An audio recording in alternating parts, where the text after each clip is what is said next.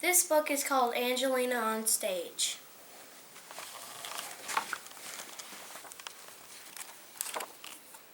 Angelina's cousin Henry liked to go to her ballet lessons at Miss Lily's and join in the dancing.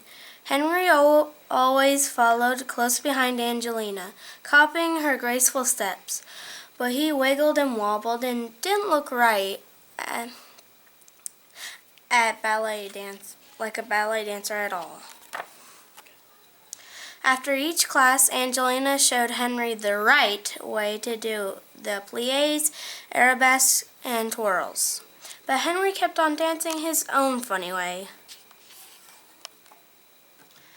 Then one day Miss Lily received a letter from Mr. Popoff, the great musical director. "Angelina," said her ballet teacher, "how would you like to be a magic fairy in a real grown-ups ballet?" Angelina was thrilled. "Oh yes," she cried. "It is called the Gypsy Queen," said Miss Lily excitedly. Then she turned to Henry. "Mr. Popoff needs a little elf, too. You are the perfect size." "Hooray!" shouted Henry, but Angelina just crossed her fingers for good luck, hoping he wouldn't do anything too silly. At rehearsals, Angelina learned to fly through the air with a special wire attached to her costume, so that she looked like a fairy floating down out of the sky. Henry was supposed to scamper through the woods below looking for the fairy, but he often got mixed up and went the wrong way. All the actors and actresses adored Henry anyway, and during the breaks, the lovely Madame Zizi gave him little treats in her dressing room.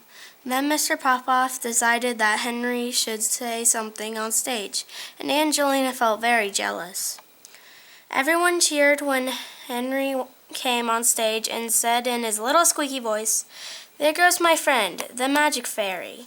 But he was not so good at finding his way from the dressing room to the stage and always got lost.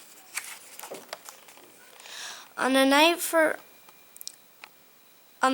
of the first performance, everyone backstage was very excited.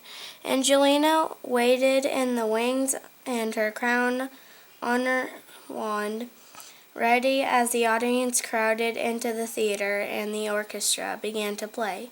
Madame Zizi glanced around nervously and said, "Oh dear, where's my little elf?" Angelina ran wildly through the corridors looking for Henry and bumped into him as he was running the wrong way down the hall. "I got lost again," Henry sobbed as Angelina grabbed his hand and raced back to the stage. Angelina had her special wire fastened just in time. She soared up over the trees, waving her magic wand as Henry jumped out from the wings and skipped through the woods to the front of the stage. Henry turned and saw the theater filled with lights and a sea of faces. He couldn't open his mouth. He just stared out at the audience. For an awful moment, nothing happened.